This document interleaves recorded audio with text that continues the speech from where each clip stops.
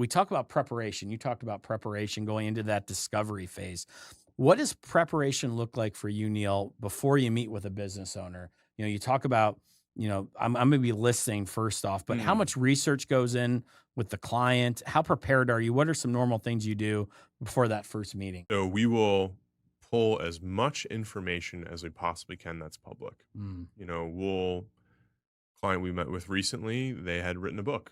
mm, So we read the book. yeah, It's like I want to get as as much personal information as I possibly can. yeah, And then I can ask quality questions. yeah.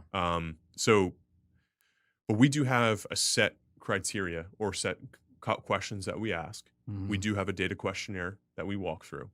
So we do have a set process in terms of that data collection. So we'll go through and say, okay, we're going to have to make sure we check. All those boxes. So we're going to check all those boxes in terms of the information gathering. Yeah, and of those questions, are you going in are the questions formatted with the 3 legs of the stool in mind? Like, Mm, we're gonna ask the business questions, we're gonna ask the financial questions, and then we're gonna ask some personal questions about, like, what your goals are.